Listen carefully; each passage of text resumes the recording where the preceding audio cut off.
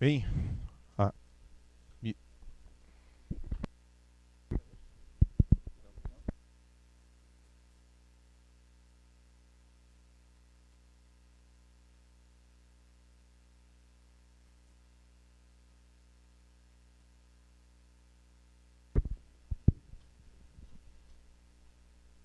bem, muito boa tarde. Temos agora uma mesa, né? A próxima mesa redonda, uma mesa brasileira, espanhola, né? Então vamos ver como a gente vai conseguir se comunicar da melhor maneira possível com todos, né? Primeiro, eu quero apresentar os colegas que compõem essa mesa. Então, nós temos aqui à minha direita, aliás, à minha esquerda, professor Albert Pelax Manhosa, que possui graduação em Geografia pela Universidade Autônoma de Barcelona, na Espanha, com mestrado e doutorado pela mesma instituição. Atualmente, ele é professor titular na Universidade Autônoma de Barcelona, com pesquisas relacionadas a aspectos de geohistória ambiental, ecohistória, em diferentes paisagens, especialmente nas paisagens aí da Catalunha. E ele utiliza pólen como principal fonte de informação dos seus estudos. Ele possui estudos atualmente focados em áreas de montanha, como, por exemplo, a região dos Pirineus, né, na Espanha, e ao longo da sua carreira produziu, enfim, variados, inúmeros artigos científicos nacionais, internacionais, capítulos de livros, e nesse momento é editor da revista, aí me perdoe, mas Documents da Análise Geográfica, sim, da Espanha. Agora sim, à minha direita, nossa colega brasileira, professora Gisele Leite, de Lima Primã, que possui graduação em Geografia pela Federal de Santa Catarina, mestrado e doutorado pela mesma instituição. Ela, nesse momento, é professora adjunta da Universidade Federal da Fronteira Sul do campus de Chapecó e tem pesquisas relacionadas à dinâmica da vegetação no espaço e no tempo, né? Bastante bem geográfico, bem os temas que a gente gosta de ver em biogeografia, né? Se destacando em estudos paleoambientais no Planalto das Araucárias, por exemplo, e utilizando também pólen, né, como a principal fonte de informação. Ela realiza pesquisas paleoambientais com abordagem arqueológica, né, está também envolvida com grupos, né, de pesquisa da área da arqueologia. Ela é revisora de vários periódicos científicos, produziu, enfim, variados artigos científicos também nacionais e internacionais dentro do seu tema de estudo. À minha esquerda, nós temos aqui o professor Salvador Beato Bergua, que possui graduação em Geografia também pela Universidade de Oviedo, na Espanha, com mestrado e doutorado na mesma universidade, além de pós-graduação em Vulcanologia pela Universidade de Girona. Na sua formação, ele estudou a evolução e a construção da paisagem em diferentes ambientes. Atualmente, ele é professor da Universidade de Oviedo, na Espanha, e nas suas pesquisas ele trata de temáticas muito relacionadas a paisagens culturais, né? Sempre a gente tem esse tema muito presente, atrelando isso especialmente a aspectos de mudanças climáticas. Eles têm um projeto conjunto, né, já trabalharam conjuntamente, o professor Albert e o professor Salvador, e trabalharam com a influência humana e climática na expansão pós-glacial dos bosques nos últimos 18 mil anos, aí na região da Espanha. Publicou também, assim como todos os membros da mesa, diversos artigos científicos, né, nacionais e internacionais ao longo da sua carreira. Como nós vamos fazer, né, organizar a nossa mesa dessa tarde? Então, nós vamos fazer uma apresentação, cada um vai ter o seu tempo, até cerca de 25 a 30 minutos para cada um deles. No final, nós abrimos o espaço para as perguntas de vocês, né, das intervenções de vocês, e nós buscamos, né, foram feitas algumas perguntas que a ideia é que cada um dos membros tente não é solucionar, mas tentar apresentar uma resposta, tentar pensar um pouco a respeito de alguns assuntos. Então, vou falar as perguntas em português e depois vou falar elas também em castelhano para que os colegas compreendam. Então, uma delas seria: até onde temos que retroceder no tempo para explicar as dinâmicas naturais em biogeografia histórica, já que a nossa mesa é de biogeografia histórica, né? É possível abordar todas as técnicas de análise desde a geografia, né, pelo viés da geografia, ou são necessárias equipes multidisciplinares? Né? Uma pergunta também que vai ser, acredito que, possível de se responder muito facilmente. A biogeografia histórica ela é uma ferramenta para combater a síndrome da referência cambiante, síndrome da base deslocada, né? Enfim, a gente vai falar um pouquinho a respeito disso. A biogeografia histórica serve para discriminar o sinal da dinâmica humana na sucessão vegetal? Os avanços no conhecimento são possíveis incorporando novas análises, por exemplo, DNA? DNA? Sim. nas metodologias utilizadas ou nós devemos fortalecer o nosso conhecimento? E por fim, se não existem paisagens iguais ao longo do tempo, que sentido tem a restauração dos sistemas naturais? Y bueno, nuestros amigos ahí, ¿hasta dónde hay que retroceder en el tiempo para explicar las dinámicas naturales en biogeografía histórica? ¿Se pueden afrontar todas las técnicas y análisis desde la geografía o son necesarios equipos pluridisciplinares? La biogeografía histórica es una herramienta para combatir el síndrome de la referencia cambiante. La biogeografía histórica sirve para discriminar el señal humano de la dinámica natural en la sucesión vegetal. Los avances del conocimiento pasan por incorporar nuevos análisis en las metodologías utilizadas o debemos reforzar lo conocido. Si no existen dos paisajes iguales en el tiempo, ¿qué sentido tiene la restauração del sistema natural? O que nós combinamos com os colegas é que Gisele falará devagar e os colegas falarão despacio, para que todo mundo possa compreender da melhor maneira possível. Então a gente começa a nossa fala da tarde com o professor Albert Pelax, agradecendo muito a vinda ao Brasil, o deslocamento e a presença com a gente aqui essa semana.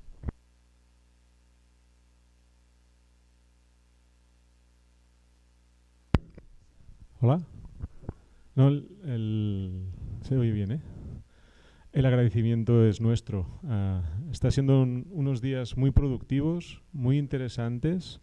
Creo que estamos aprendiendo mucho y la verdad es que con todas las mesas redondas que llevamos, la cabeza está llena de ideas y de cosas que quiero aprovechar para comentar hoy que tengo el micrófono, pero también con el sentimiento de que tengamos tiempo para el debate y plantear, junto con los compañeros de la mesa, algunas preguntas que permitan que haya cierta discusión. Por eso, en algunos momentos intentaré hacer un poco de abogado del diablo, creo que se entiende también, ¿no? Abogado del diablo es decir, plantear algunas cosas que a veces pueden no ser mi opinión, pero las dejaré en la mesa para generar un poco más de debate como corresponde a una mesa redonda. He cambiado, no hemos cambiado, seguimos con la portada, pero fíjense que aquí aparece el grupo de investigación en el que yo estoy. Todo lo que voy a presentar es el resultado del trabajo de mucha gente y hoy solo soy su portavoz y nada más, Pero trabajamos en la Universidad Autónoma de Barcelona, en el Departamento de Geografía, y es una investigación, y avanzo una de las preguntas. Voy a hacer muchos spoilers, que no se podría hacer solo desde una única línea de investigación y por lo tanto detrás hay muchísima gente. Para evitar comerme el tiempo, que por cierto voy a poner el cronómetro para no pasarme, que me han asignado, pues sale mi nombre, pero hay mucha otra gente en los datos que les voy a presentar y es el trabajo de bastante tiempo. Quería empezar mencionando dos personas, que una está por aquí, no sé si está ahora en la sala, pero está en el Congreso, que es Guillermo Meaza, ¿no? Guillermo siempre nos ha dicho y ha dejado escrito y nos interpeló pidiendo, y ha habido un curso en el Congreso, nos pidió indicadores, ¿no? Necesitamos indicadores. Para hacer buena biogeografía necesitamos buenos indicadores. Hace muy pocos días, alguno de los editores del libro en homenaje a Josep María Panareda, otro biogeógrafo de la Universidad de Barcelona, pues nos decía la importancia de la dinámica, ¿no? Sin dinámica y sin indicadores ambientales no hay buena biogeografía. Yo añadiría, sin biogeografía histórica no hay biogeografía. Estos días he estado llenos de ejemplos en todas las mesas de materiales que para mí son biogeografía histórica, ¿no? Sin biogeografía histórica no podemos hacer una buena biogeografía y la idea es mostrarles alguna de estas referencias, ¿no? Hay un referente para mí importante y para el grupo en la Universidad Autónoma de Barcelona, que es Georges Bertrand, el paisajista, hizo la tesis de Picos de Europa, ¿no? Es uno de los principales defensores del geosistema, una palabra que ha ido apareciendo a menudo en estos días. Bien, él en el año 2000 escribió este esquema que yo les voy a mostrar en imágenes, porque para mí ilustra lo difícil que es hacer una buena biogeografía histórica y la complejidad de la misma. Fíjense que Georges Bertrand nos dice en este esquema que hay que atender, para atender un espacio geográfico, cualquier espacio geográfico depende de 3 ejes. El geosistema, ¿no? Estos sistemas naturales que sabemos, tenemos certezas de que no siempre son puros y 100% naturales. Hemos visto ejemplos desde el primer día, ¿no? Cuando nos hablaban de la selva amazónica, y en todas las mesas redondas ha aparecido la influencia humana en el sistema natural. Fíjense que en esta fotografía también, ¿no? En la naturaleza cuesta mucho que haya líneas rectas. Fíjense qué línea recta tan maravillosa, ¿no? Entre una población que se dedica a la madera y una población que se dedica al ganado, ¿no? No hay otra explicación, es un límite de propiedad. Esto es geosistema. Esta es una fotografía de un parque natural de la zona Pirineo en Cataluña. Las fuentes, geosistema para Georges Bertrand son las fuentes, son los elementos naturales. Estos elementos naturales que nosotros nos apropiamos, que nosotros transformamos en el territorio, en este espacio geográfico, socioeconómico, donde vamos a buscar los recursos. Y hablaremos mucho de recursos, porque en los recursos está la base del paisaje, la apropiación que ha hecho la especie humana del sistema natural para sus fines. Convertimos el agua en un recurso. Perdón, pensaba que estaba cerrado. Era la tuya, ¿no? Perdón, esta. No, bueno, este es un recurso, ¿no? El agua. Y nos queda la tercera. Pero él dice, pero no podemos interpretar, no podemos interpretar el paisaje, no podemos interpretar estos espacios geográficos sin entender de la percepción. Venimos de una mesa redonda aquí enfrente hace un momento donde esto era muy presente, ¿no? ¿Cómo hacemos para incorporar la voz de la gente y cómo hacemos para entender el momento sociocultural en el que ocurren las cosas? Para Bertrand esto es el paisaje, modelo GTP, ¿no? Geosistema, territorio, paisaje, fuente, recurso, valor añadido sobre esos recursos. La percepción, el intangible, aquello que no podemos olvidar, estaría aquí, en esta tercera parte. Esto es, a mí esta fotografía me encanta porque es el pueblo de Tírvia, es un pueblo que está en un valle pirenaico muy bonito, y en los años 50 la mejor fotografía, la fotografía que querían hacerse el día más importante para estos niños, ¿no? Que era el día de su primera comunión, no eligieron una gran vista panorámica, no eligieron un gran paisaje, eligieron situarse enfrente de un conjunto de troncos caídos, porque es un pueblo que no tiene bosque, pero tiene madera, porque se ha peleado mucho con los vecinos, mostraron su riqueza, haciendo la foto más importante de su día, de su vida hasta aquel momento, delante de un cargador de troncos, ¿no?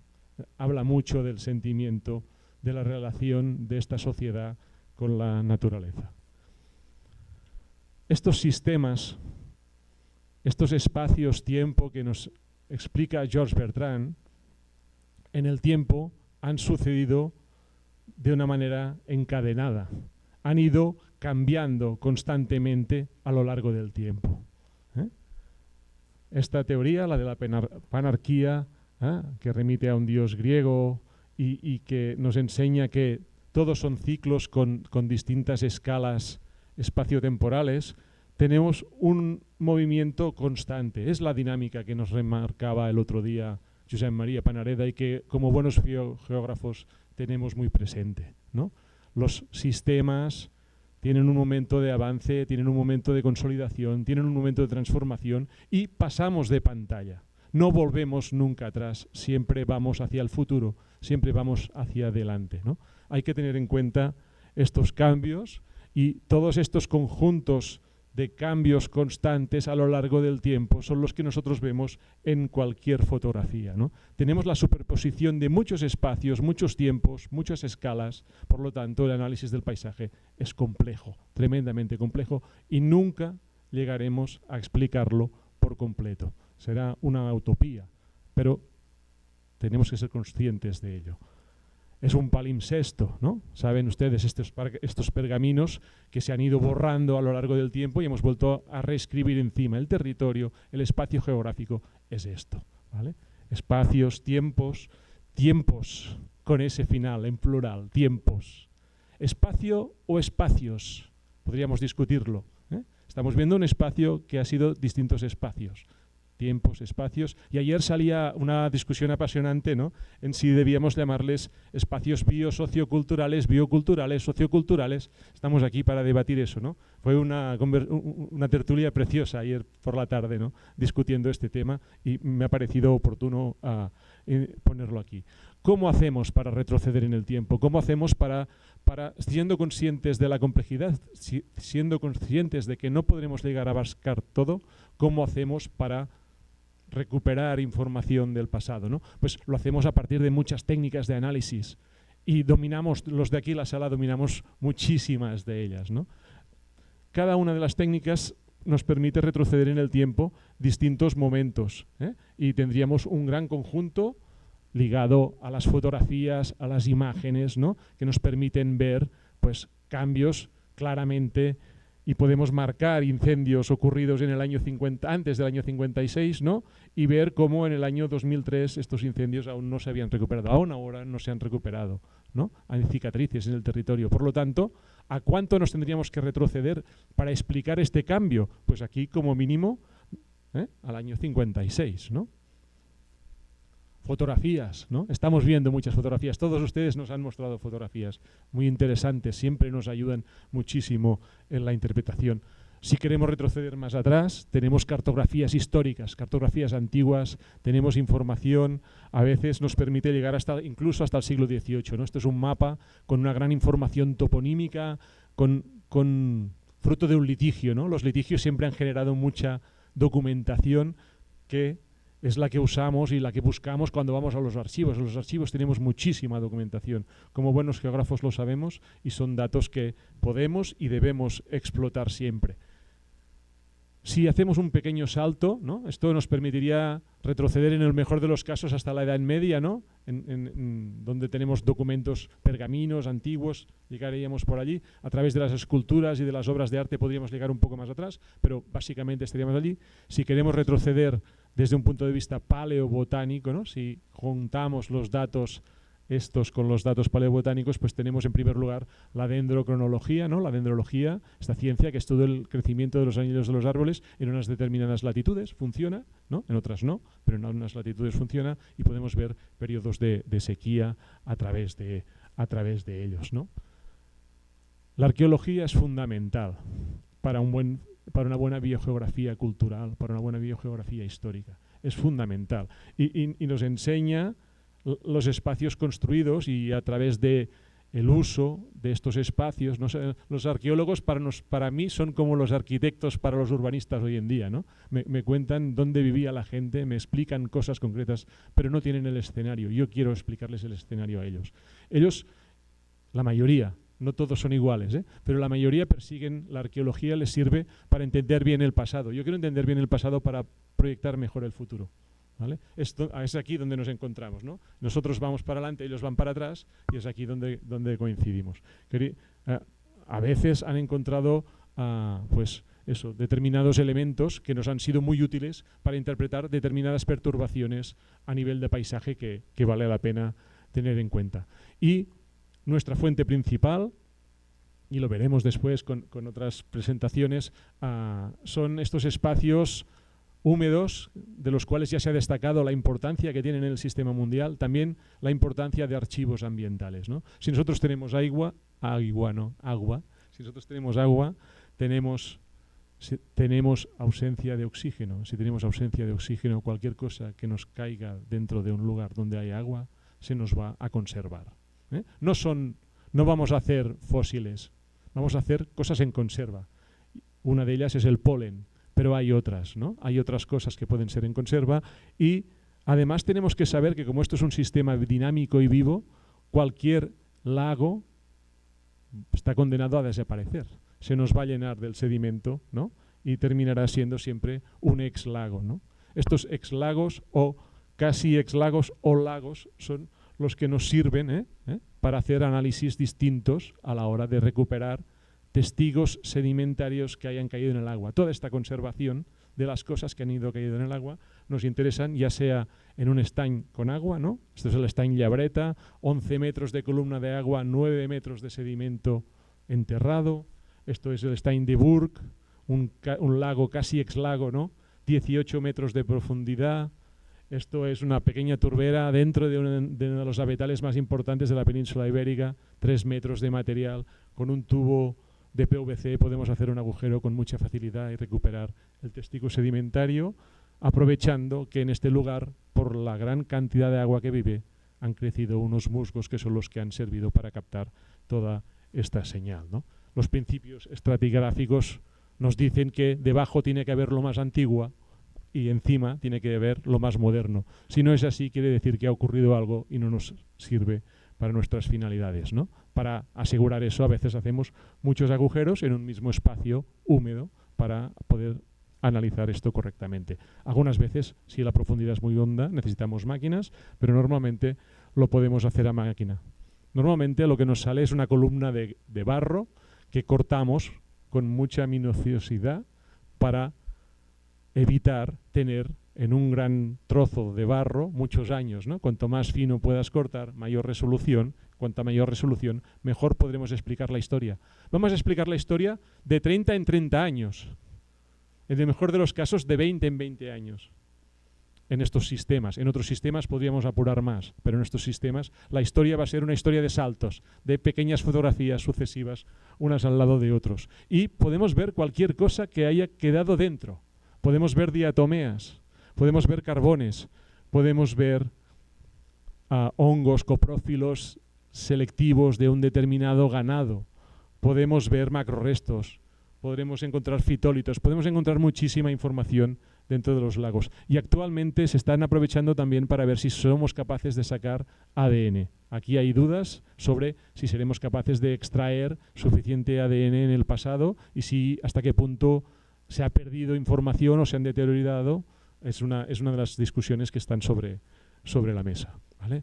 El polen, no hace falta decir qué es. Aquí hay gente que estos días está sufriendo alergias, algunos ligadas a la polinización de las plantas. Vistas a microscopio son unas estructuras maravillosas que nos permiten identificar y construir este tipo de gráficos que ayer decidimos que tenía que enseñar. Yo ya sé que ustedes son alumnos avanzados y todos han visto un diagrama polínico, pero solo recordar, por si es la primera vez que se observa, que en la parte vertical tenemos distintos géneros, ¿no? Y podemos hacer lecturas de paisaje combinando distintos géneros, ¿no? Esto es una escala temporal, 11.000 años en este caso y 0, la actualidad es aquí, y estos son curvas, por ejemplo esta de Pinus, ¿no? Pues aquí había poco Pinus porque había muchas artemisias, ¿no? Un paisaje más abierto. Y aquí hay mucho Pinus y pocas artemisias, un paisaje más cerrado. Y así podríamos hacer la historia de todas y cada una de las especies. Veremos ejemplos y nos presentarán ejemplos ligados a esto. Un diagrama ya procesado, analizado y zonado, ¿no? Fíjense, y es la idea principal de hoy, y después de decir esto ya podemos irnos, ¿eh? Si hay que recordar algo de esta intervención mía, quiero que recuerden esta diapositiva. Fíjense, me voy a levantar, porque es que esto de aquí son 18.000 años. Hace 18.000 años el paisaje que había, y esto es el paisaje actual, ¿vale? Es la historia del paisaje, es la historia más grande que hemos encontrado. Son 18.000 años de historia de un paisaje en Pirineo. Fíjense que tenemos todas las vidas del lago. Cuando el lago funcionaba con agua tenía algas, Botryococcus, ¿no? Y funcionaba a nivel de algas. Cuando el lago se fue cerrando, se fue convirtiendo en un pantano, ¿no? Zonas palustres, zonas ex-lagos, ¿no? Va cambiando, Pediastrum, Ciperáceas, la vegetación local nos va cambiando y cuando esto se nos colmata por completo nos aparecen ya las poáceas, nos aparecen las gramíneas, nos aparece otro paisaje. Y en los árboles, otro tanto. Tenemos árboles principales que van cambiando a lo largo del tiempo. Si ustedes hacen y aquí va el mensaje que quiero dar hoy, si ustedes hacen la combinación y suman cada una de estas zonas, verán que nunca ha habido dos paisajes iguales en 18.000 años. ¿Vale? ¿Sí? Está, ya podemos plegar. Más cosas. A partir de estos diagramas hacemos modelizaciones, tenemos que compartir los datos para que todo el mundo las pueda entender. Pues una buena manera de hacerlo es transformándolo en dibujos, ¿vale? Dibujos de este tipo. Antes de que hubiera el lago, había un valle con hielo, ¿no? Este hielo es el que permitió que después aquí se construyera un lago. Tenemos al principio un paisaje pobre, un paisaje en blanco y negro de vegetación que progresivamente nos va apareciendo, y tenemos que ser capaces de pensar en qué momento estamos de la evolución de esta dinámica del paisaje. ¿Dónde estamos? Si estamos construyendo, estamos en fase de crecimiento, en fase de estabilización. ¿Dónde estamos? Esta es la fase más forestal que hemos encontrado en uno de estos lagos, entre hace 5.000 y 4.000 años. Es el momento del paisaje en que esto actuó como más... Cuando buscamos un bosque maduro, lo teníamos que ir a buscar aquí, ¿no?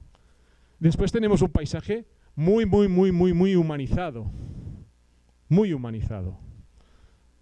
Que duró 1.800 años como mínimo. Y en la actualidad el paisaje es así, ¿no? No estamos en ese momento de tanta forestación, ni estamos en ese momento de tanta intervención humana, estamos en otro momento. Y fíjense que hemos ido marcando distintas escalas espaciotemporales, porque cada una tiene una cultura distinta que explica que este paisaje se explique de manera distinta. Y no podemos hacer la trampa que hacemos de hacer relaciones directas. Tenemos que entender que cada momento el clima es distinto, en cada momento las dinámicas son distintas y en cada momento las plantas se pueden comportar de manera distinta en función de las condiciones ambientales y humanas que les toque vivir. Eso es muy importante también. Esto es actualmente el abetal mayor de toda la península ibérica de Abies alba. La mata de Valencia d'Àneu. Se llama mata también, como la mata atlántica. Mata de Valencia d'Àneu es un gran abetal, es la superficie de abetos continua mayor que tenemos y estamos todos convencidos de que debe ser motivo de protección, pero hace unos años, esto no, es una zona de preparque, es una zona de parque natural, se planteó una tala selectiva y nos preguntaron a nosotros si era un buen momento para cortar, Lo que hicimos fue coger todas las informaciones que tenemos de todos los abetales a lo largo del tiempo. Y si se fijan ustedes aquí, estos son 10.000 años, 7.000, 4.000, 2.000, la actualidad es esta. El síndrome actual, ¿no? Tenemos el gran abetal de la Mata de Valencia, el mayor de todos, pero es que es el mínimo de abeto de la historia en todos los valles que hemos mirado. Nunca habíamos tenido tan poco. Nos dicen, no, es el mayor. Como es el mayor, podemos hacerle un tratamiento silvícola, lo podemos tratar y podemos hacer que sea rendible forestalmente. Sí, pero es que nunca habíamos tenido tan poco en ninguna parte. El tratamiento que estáis haciendo nos está llevando a la desaparición de Abies alba en el Pirineo. No es buen momento para cortar. Si nos fijamos solo con la referencia de lo que tenemos y no fijamos otras referencias, no tenemos otros marcos de análisis, podemos incurrir en error a la hora de interpretar cómo deberíamos tratarlo. Claro que sí que podemos pensar que esto es resultado de una planificación forestal que se inició hace 115 años, porque es el torno de tala que establecieron las personas que vivían allí.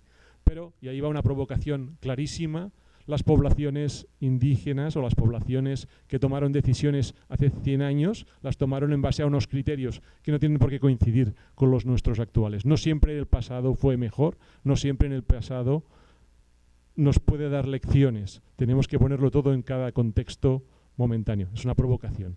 Es una provocación. ¿Podemos saber dónde está la influencia humana? Sí, tenemos indicadores antrópicos primarios e indicadores antrópicos secundarios. En este caso, en verde, ustedes pueden ver el cereal. El cereal nos sirve mucho para ver cómo ha ido evolucionando a lo largo de la historia. Fíjense que en la actualidad el cereal es aquí.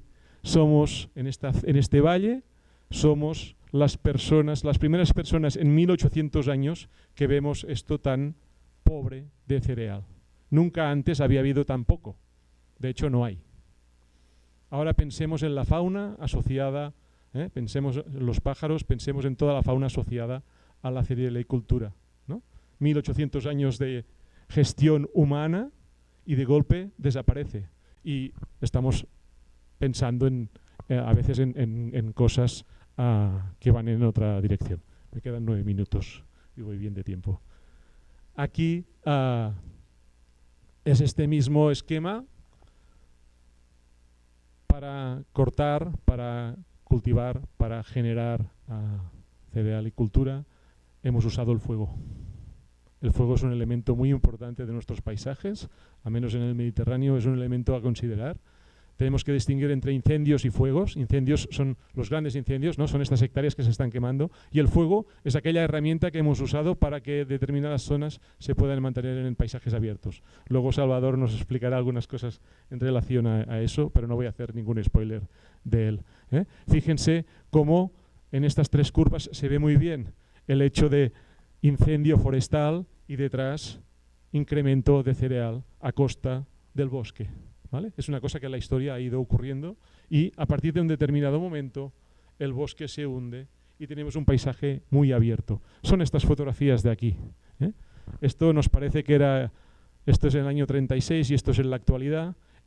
Ha sido 1800 años como el año 36 y solo esto lo estamos viendo nosotros en las últimas 2 décadas. Por lo tanto, si tenemos que intervenir, si tenemos que hablar con los gestores, les tenemos que contar que esto ha estado mucho más tiempo con este aspecto que no con este otro. Un bosque de hierro, ¿eh? A veces vemos bosques, grandes masas forestales y no sabemos por qué son bosques mixtos. Este es un bosque que tiene haya, tiene abeto, tiene pinus de distintas naturalezas. Es un bosque mixto, pero cuando hemos buscado dentro, aquí se ve bien cómo es un bosque mixto con distintas plantas caducifolias y plantas perennifolias. Cuando hemos buscado dentro hemos visto que es un bosque muy manejado, ligado a una explotación claramente minera, ¿eh? La minería ha ido saliendo también hoy en procesos de restauración, ¿no? La minería es una herramienta que ha sido una apropiación de recursos que han usado los humanos y que tiene mucha antigüedad. En este espacio el hierro se remonta a hace 1800 años. Desde hace 1800 años estamos explotando el hierro en este bosque y resultado de esto pues son una gran cantidad de plazas carboneras, una gran cantidad de minas, una gran cantidad de escoriales que han servido para hacer un mapa del tiempo de cómo ha sido la intervención humana a lo largo del tiempo. Para ver que hace 1800 años se hacían hornos y se hacía transformación del mineral de hierro directamente allí y cómo en algunos momentos ha habido procesos selectivos de apropiación de una planta concreta. Esta es la disminución en azul de Abies alba mucho antes de que caiga el bosque. Fíjense cómo cae Abies alba y el bosque se mantiene, ¿eh? Es porque se aprovechaba para hacer carbón y esto es una de las cosas en las que estamos trabajando. Ha hecho que el límite altitudinal del bosque en la actualidad, el piso bioclimático de Abies alba, esté mal situado. No debería estar a 1400 metros, sino que debería estar a 1200 metros, mucho más abajo. Y ahora que es parque natural, Abies se está recuperando en zonas donde no esperaban que se recuperara, ¿no? La biogeografía histórica nos ayuda a entender estos procesos de una manera muy marcada, ¿eh? Restos de la minería, aquí los pueden ver. Esto sirvió para hacer un proyecto que se le llamó Bosques de Hierro y para contar, sobre todo porque está en un valle que se llama Vall Ferrera, 5 minutos, pues esto. El ADN es muy interesante. El ADN va a ser una revolución y en los próximos congresos yo creo que vamos a ver comunicaciones que van a ir ligadas a esto, pero no nos deberíamos olvidar de reforzar lo conocido. En un parque natural en España, hace 10 años, aparecieron 3000 pies de un árbol que no había sido descrito antes, Juniper sturífera. 3000 pies en un bosque mediterráneo. Me van a decir ustedes que aquí lo han descubierto todo. El otro día un paseo por la Mata Atlántica, la vista no nos bastaba nada. Queda mucho por descubrir. No podemos pasarnos solo al ADN y dejar el trabajo de campo que es indispensable e imprescindible y no podemos dar por conocida ninguna zona. Hay que revisitar todo, por favor. El ADN es esto. Hemos hecho pruebas para ver si en el pasado funciona. Parece que sí. Depende también del tipo de análisis que se haga. Bueno, es una cosa que podríamos discutir luego si hubiera tiempo. Sí que quiero mostrarles en estos 3 minutos que me quedan este gráfico. Para mí es muy interesante porque aquí han ido apareciendo hoy cosas muy ligadas a la dinámica temporal y ligadas a la dinámica espacial, ¿no? A veces nos olvidamos de que La naturaleza tiene sus ritmos que son muy distintos de los nuestros. Aquí hay un alga, que es esta, ¿no? Apareció entre hace 6.000 y 7.000 años en el diagrama y después desaparece en el tiempo durante muchos miles de años. Nosotros cuando hacemos un agujero solo pinchamos de la turbera una pequeña parte, ¿no? Es como si cogiéramos estas flores de aquí y nos olvidáramos de todo el resto del espacio húmedo, ¿no? Hoy con Capupfelis lo veíamos, ¿no? Estamos en un lugar y vemos ese lugar cómo actúa. Fíjense que en la actualidad ha vuelto a aparecer esta alga.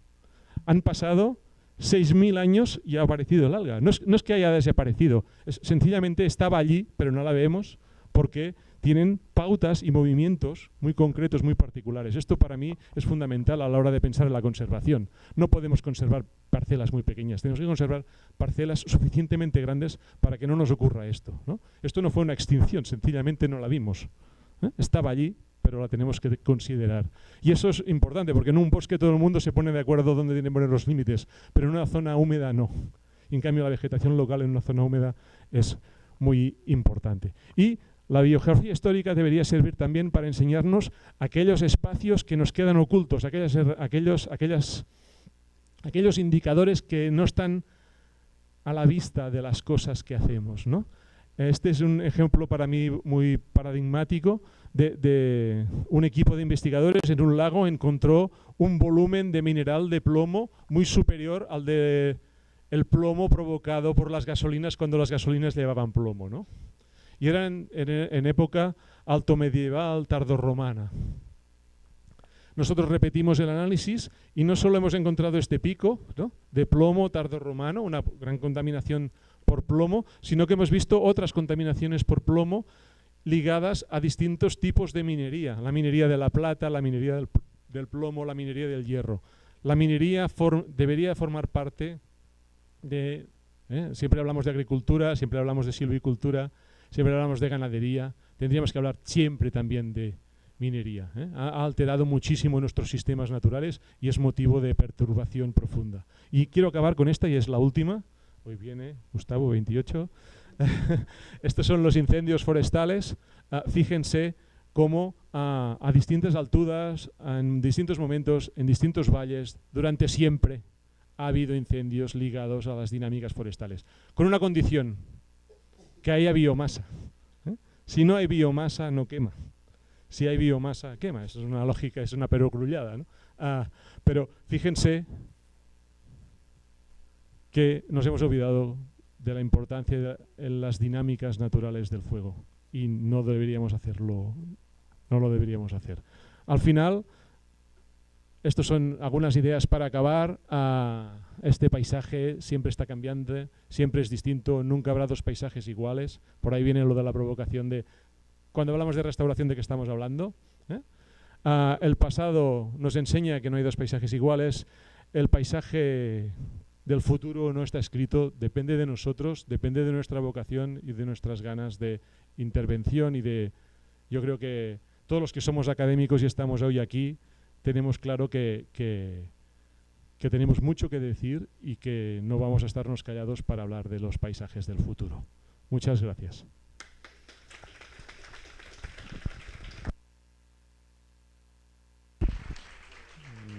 Bem, muito obrigado ao professor Albert. Bem, muitas provocações, anotei aqui várias coisas, depois do final a gente vai comentando, mas agora eu passo para a professora Gisele Primand para fazer sua apresentação, vou colocando aqui enquanto ela faz uma introdução. Boa tarde a todos, vocês me ouvem bem? Eu vou tentar falar devagar, mas o problema é que a gente se empolga e aí a gente começa a falar muito rápido. Então, se eu começar a falar muito rápido, vocês façam um sinal que aí eu desacelero. Beleza? Então, pessoal, assim como o professor Albert e o Salvar, eu também sou porta-voz de uma equipe, né, de um grande grupo formado por geógrafos e biólogos que atuam em paleontologia, climatologia, geomorfologia e, mais recentemente, a gente tem trabalhado, então, com os colegas da arqueologia, que tem sido um desafio. Não um desafio por conta da equipe, né, mas um desafio para achar registros que sejam úteis para eles, né? À medida que a apresentação for se desenrolando, vocês vão entender o motivo pelo qual a gente tem bastante dificuldade, né, em achar esse sinal humano, por exemplo, nos nossos registros. Esse aqui. Então, o professor Albert falou de palinologia, de grãos de pólen, então eu vou pular essa parte. Mas, claro, né, eu trouxe dois palinomorfos, né, um esporo de Dicksonia celoviana e a planta que originou esse esporo, e um grão de pólen de Podocarpus, que é uma das gimnospermas nativas que a gente tem na flora brasileira. Que nós temos na flora brasileira. A gente confunde, né? Tá. Essa é a casquinha, né? Essa casquinha em volta é a casquinha que eu e o professor Albert perseguimos, né, nas nossas pesquisas. Essa parte de dentro não nos interessa. Teve um tempo que, inclusive, virou moda consumir pólen na alimentação humana. Já saiu de moda. Então, assim, porque ele é rico em proteína, aquele negócio todo, né? Mas já saiu de moda, a gente está em outras modas alimentares agora. E a gente está centrando todas essas discussões, né, e as próximas, nesse período, que é o período quaternário, que é relevante para nós porque é conhecido como a idade do homem, né, a idade da nossa espécie. É o momento, né, em que a nossa espécie, além de evoluir, ela consegue se dispersar por todo o globo, né?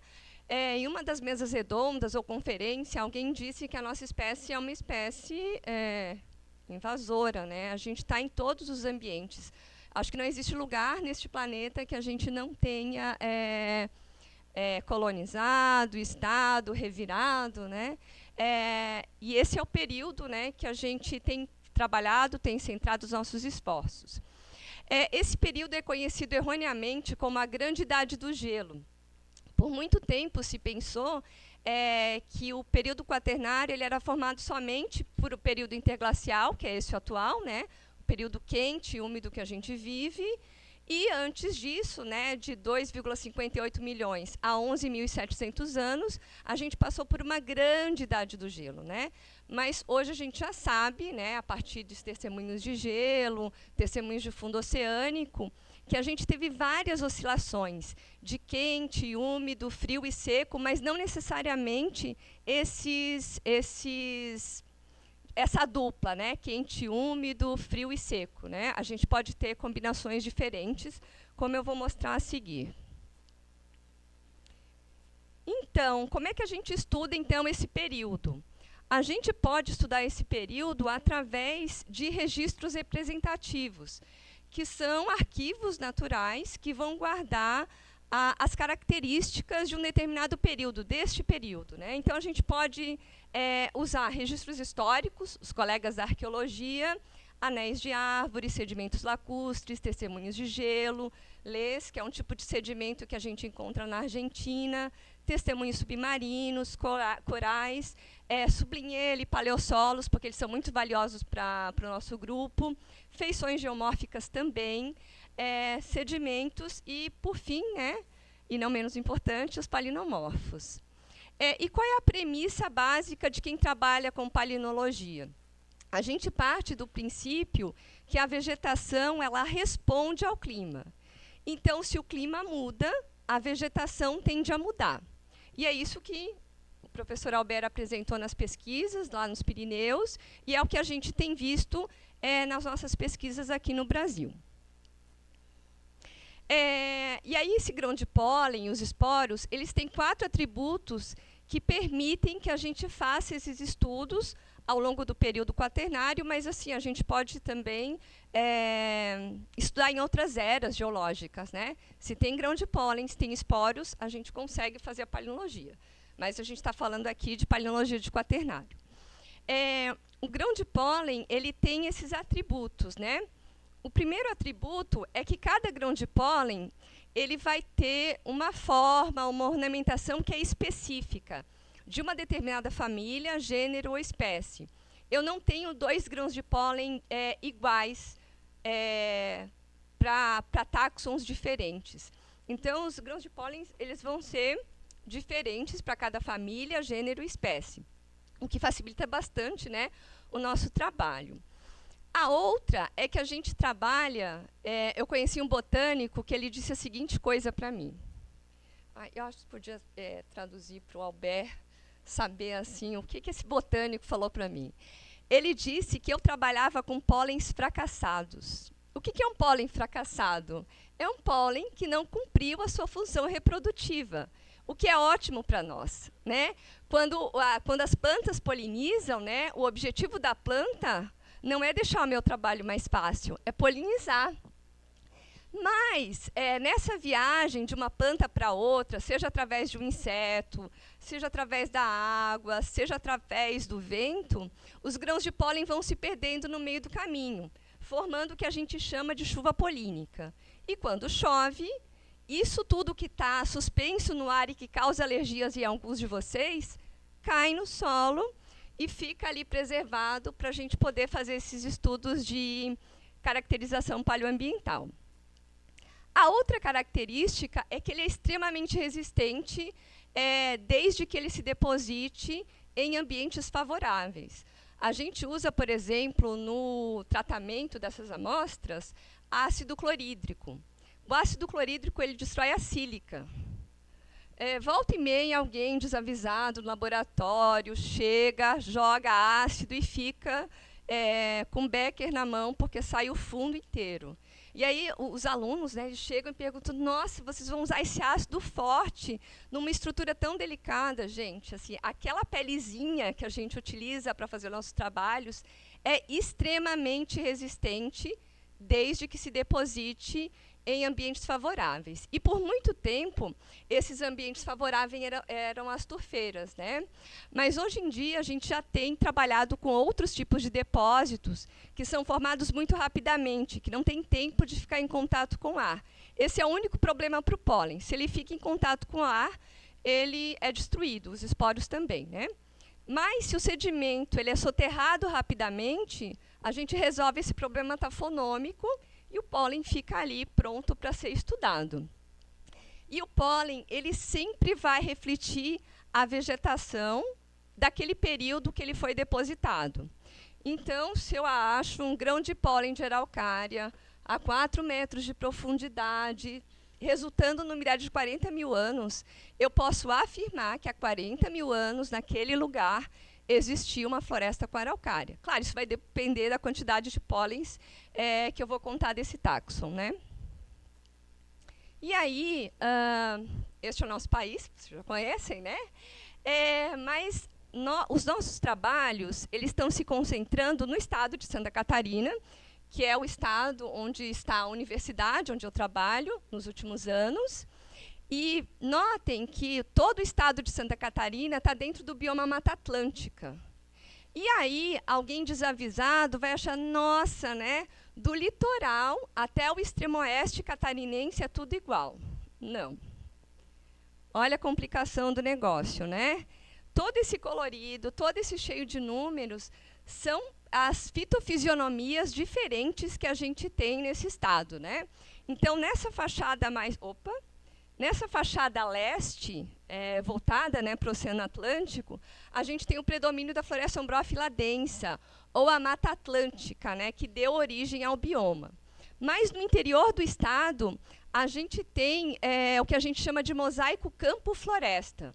A gente tem a coexistência dessas duas fitofisionomias, que, por muito tempo, as pessoas achavam que os campos eram o resultado da antropização.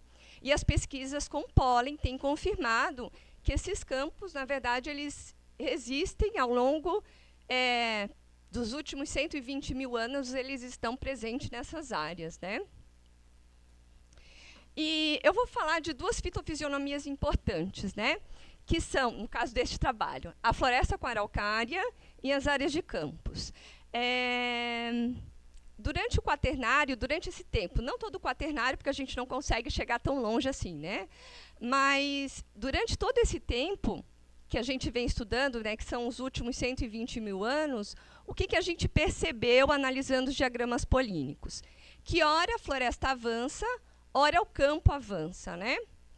O primeiro a estudar um material sedimentar encontrado, né, em Santa Catarina foi o professor Hermann Behling, da Universidade de Göttingen, atualmente, né? Naquela época ele era aluno de doutorado, e ele defendeu a sua tese trabalhando com 3 testemunhos no estado de Santa Catarina.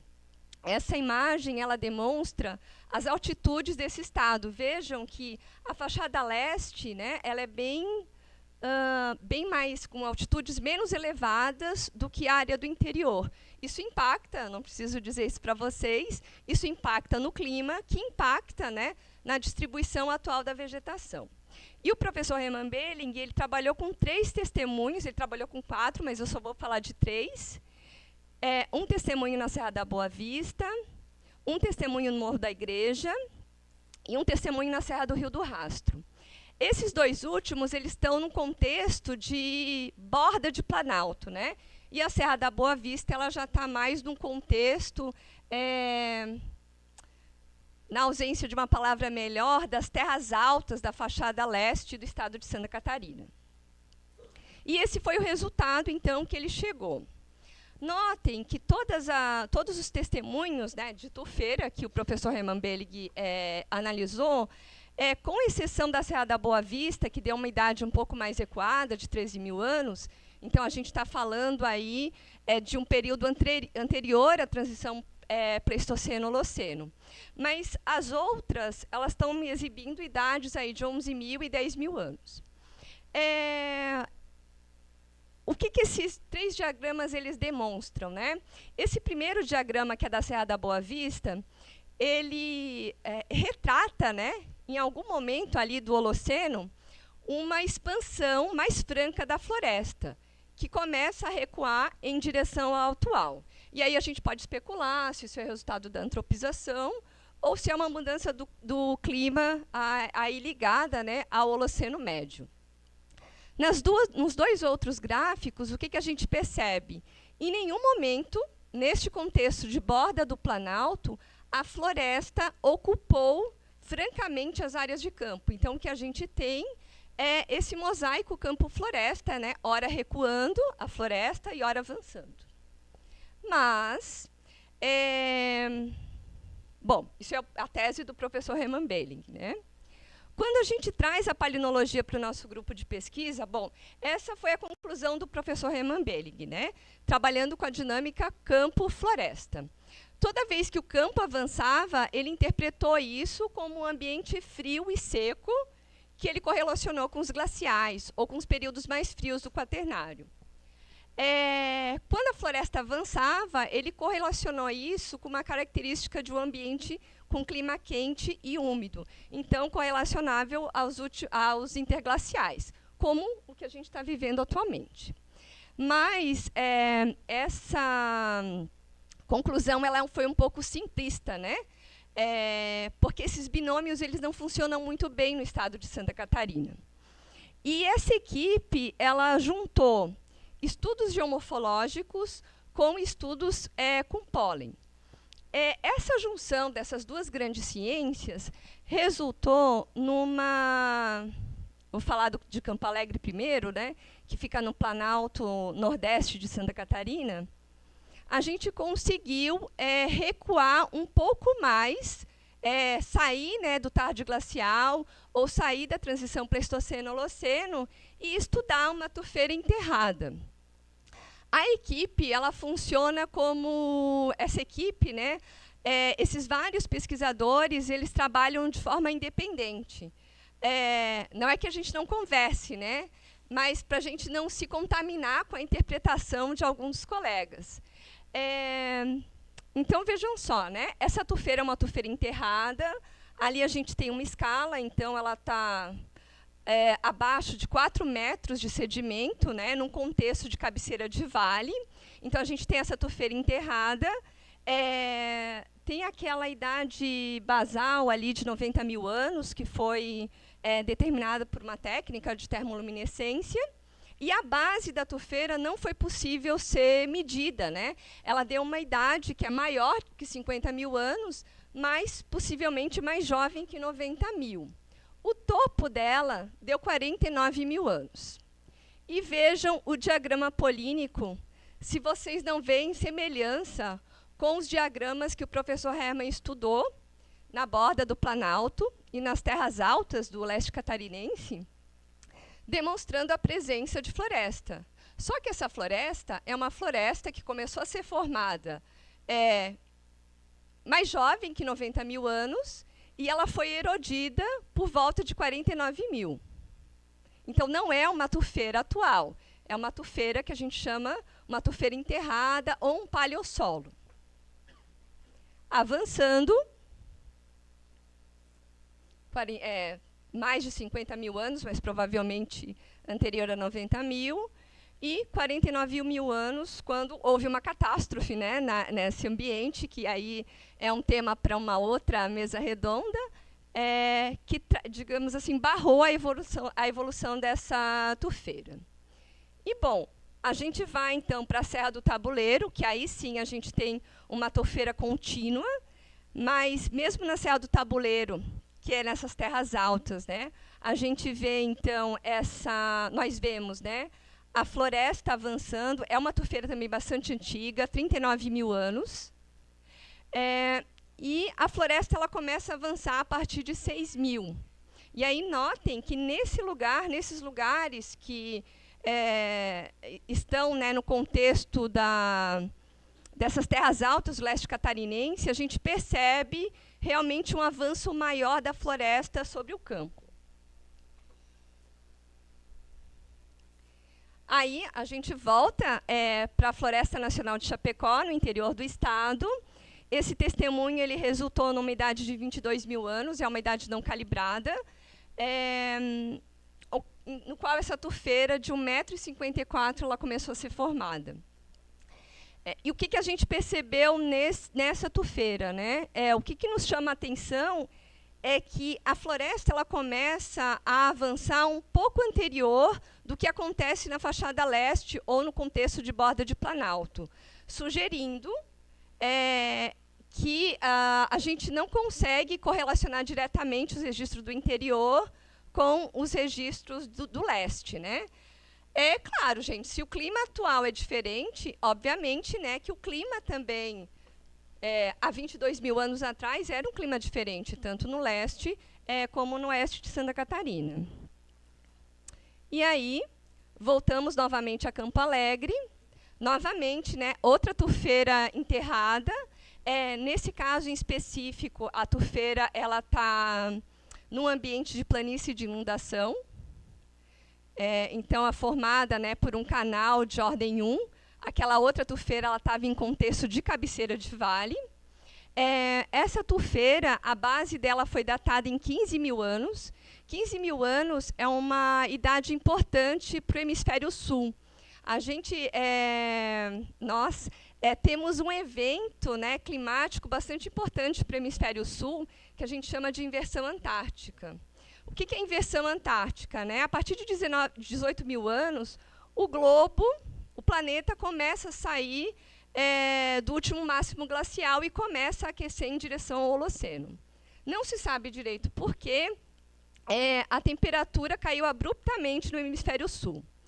E os colegas da Argentina, né, estudando esse evento, eles caracterizaram, então, como um período frio e relativamente seco. Mas, em Santa Catarina, não só nesse ponto, mas em outros pontos que a gente vem estudando atualmente, a resposta regional que a gente está vendo é de um ambiente frio, claro, mas relativamente úmido, para a manutenção dessa tufeira. E aí, novamente, é uma tufeira com a base de 15 mil anos e o topo, né, da transição Pleistoceno-Holoceno. Então, assim, a gente tem, nessa transição Pleistoceno-Holoceno, erosão generalizada em todas as áreas que a gente tem estudado, e essas erosões generalizadas, elas resultaram, então, na interrupção da formação dessa tufeira. Mas percebam, novamente, que a floresta avança, né, como se fosse o Holoceno. Tem uma coisa bem bonita que eu gosto, a natureza ela não liga se a gente está no Holoceno ou no Pleistoceno. Se tiver condições, a floresta vai avançar. Se não tiver condições, ela vai recuar. Porque isso tudo é invenção, né? Eu aprendi várias coisas nesse evento, né? Mas eu fiz um mini curso com o professor Geraldino, do Instituto Federal de São Paulo, e ele dizia isso, né? Mesmo falando de ciência, isso também é criação humana, né? Contar o tempo, a gente tem um poeta brasileiro, o Carlos Drummond de Andrade, que ele diz, nossa, o cara que resolveu contar o tempo, olha que legal, né? Ele criou feriados, criou calendário, criou datas festivas, né? Então, o cara era muito bom, né? E a gente é muito bom em inventar esses símbolos, né? Eu sempre olho para esses diagramas e penso assim, faz se a gente está no Holoceno e no Pleistoceno. A natureza vai avançar, se ela tiver condições, né? Avançar no sentido, porque também não existe esse negócio de avançar, evoluir, né? Tem uma coisa que a gente não tem na palinologia, nós não temos a palinologia, né? O campo é melhor do que a floresta. Todo mundo gosta da floresta araucária, fato, né? Mas para nós que estudamos palinologia, a gente não tem nenhuma preferência, né? O que a gente quer entender é como esse clima evoluiu a partir desse registro palinológico. E aí, o que a gente tem? Esse gráfico é um gráfico que mostra a temperatura nos últimos 150 mil anos, né? Percebam, aquilo é o presente, então, esse interglacial que a gente está vivendo. Hoje é um dia de bastante calor, né? E a temperatura só aumenta, né? Mas a gente já teve outros períodos tão quentes quanto esse e outros períodos tão frios quanto o último máximo glacial, em que a temperatura no oeste catarinense deve ter caído por volta de 6 a 10 graus. E aí isso é uma coisa importante, né? Porque alguém pode usar os nossos dados e dizer assim, não, olha só, já foi quente, já foi frio, já foi quente, já foi frio, então está tudo certo, aquecimento global. Não, amores, não está tudo certo. Vejam quanto o planeta demorou para sair do último máximo glacial e chegar no Holoceno. E há quanto tempo que a gente está superaquecendo esse planeta? Geógrafos da plateia. Quanto tempo? Falem, gente, vocês estão dormindo? A professora que habita em mim. Gente, Revolução Industrial, né? Ali. Então, sim, a gente está com um problema grande para frente, né?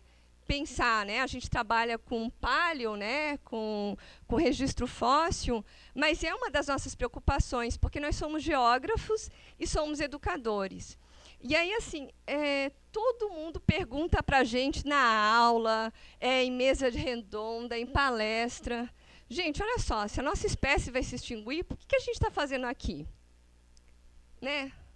Ontem, na palestra, eu encontrei com um colega no hotel e ele disse assim, nossa, estou deprimido. Porque o professor Artacho disse assim, todo mundo vai morrer, então, assim, não tem sentido nenhum, vamos embora. Não, gente, não vamos embora. Não vamos embora porque somos geógrafos, somos educadores, e somos espécie humana. A gente vive de esperança. E não é que esperança vazia, assim, nossa, né, vou acreditar em Coelhinho da Páscoa, Papai Noel. Não, é uma esperança, sim. A gente tem que ter fé. Se a gente não ter fé na humanidade, eu não vou conseguir dar aula. Eu não vou conseguir olhar para os meus alunos e dizer, gente, tenham esperança. Vão na sala de aula, deem boas aulas, mostrem o que está acontecendo. Eu acho que a gente não tem que tapar o sol com a peneira, fingir que não está acontecendo. Está acontecendo. Mas, assim, vamos olhar para os alertas e vamos tentar pensar. Tem um livro muito geográfico, que chama Cidades Invisíveis, do Ítalo Calvino. É um diálogo fictício entre o Marco Polo e o Kublai Khan, tipo, o imperador do universo à sua época, né? E aí, por que o Kublai Khan ele contrata, né, o Marco Polo nesse diálogo fictício? Bom, o imperador dos tártaros não teria tempo de viajar por todo o seu império para conhecer o seu império. Então, ele delega essa tarefa ao Marco Polo. E ele descreve É claro, né, gente, ele dá umas viajadas boas assim, no livro, mas o livro é muito bom, é muito humano, assim, é lindo. Recomendo a leitura. E aí, no final, ele pergunta, a pergunta que todo mundo faz para a gente: e o futuro? O que o futuro nos reserva? E aí o Marco Polo diz: não sei. Claro, de uma maneira bem mais bonita que a minha, né? E aí, esse não sei, esse talvez, o imperador ele interpreta como: e se esse futuro não for tão brilhante quanto essas cidades que o Marco Polo começou descrevendo para mim? E se não for tão brilhante assim? E se for um futuro sombrio? E se for um futuro infernal? E aí, o Marco Polo termina, né? Quer dizer, o Marco Polo não, né? O Ítalo Calvino termina o livro dizendo o seguinte: o inferno dos vivos não é algo que será. Se existe, é aquele que já está aqui. O inferno no qual vivemos todos os dias, que formamos estando juntos. Existem duas maneiras de não sofrer. A primeira é fácil para a maioria das pessoas: aceitar o inferno e tornar-se parte deste até o ponto de deixar de percebê-lo. A segunda é arriscada e exige atenção e aprendizagem contínuas. Tentar saber reconhecer quem e o que no inferno não é inferno, e preservá-lo e abrir espaço. Então, eu espero que a gente vá para esse futuro, que é hoje, na verdade, né, com essa esperança. Porque, gente, a nossa espécie já passou por tanta coisa, né? É impossível que assim seja fim da linha, fim de carreira. Mas, ainda que seja, a gente consegue fazer coisas bonitas, né, nesse tempo que nos resta, né? Porque, assim, não queria terminar sem esperança, mas é um dos princípios da biogeografia, né?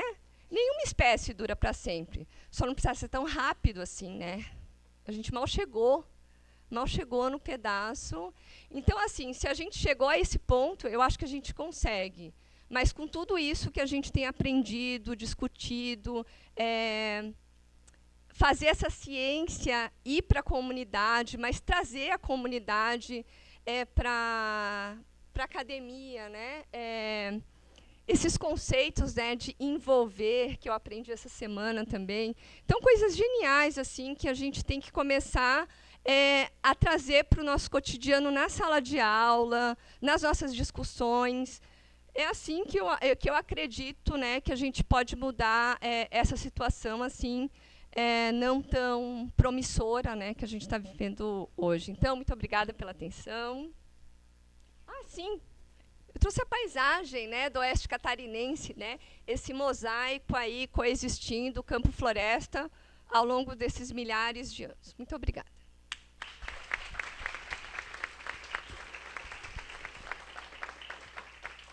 Bem, nós que agradecemos, né, professora Gisele. É um prazer conhecer mais um pouco do seu trabalho, né, e agora pessoalmente nesse evento, muito legal. Muito obrigado pelas reflexões. Nós vamos passar agora para nosso companheiro Salvador. Bem-vindo e muitas gracias por estar com nós.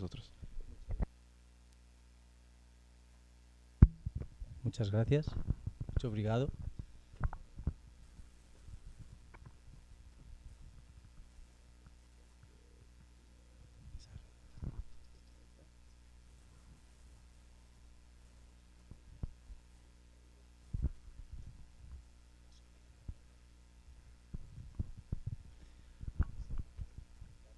Muchas gracias, profesor, profesora, doctor. Muchas gracias por invitarme a participar en esta mesa redonda y a tratar de jugar un poco con esas preguntas que hemos planteado. Y antes de nada me gustaría presentarme un poco, porque estos días algunas personas me decían: pero tú realmente ¿en qué trabajas? ¿No? Porque es verdad que, bueno, ya sabemos que en geografía tocamos muchos palos, y yo además tengo algo de formación de historiador también, entonces ando un poco en varias cosas, y es verdad que formo parte de varios grupos de trabajo pues muchos de ellos de geografía física, en los que trabajamos con la profesora y el profesor, en geomorfología, en biogeografía, en análisis de riesgos naturales. También hacemos cuestiones de análisis territoriales actuales para hacer trabajos para el gobierno.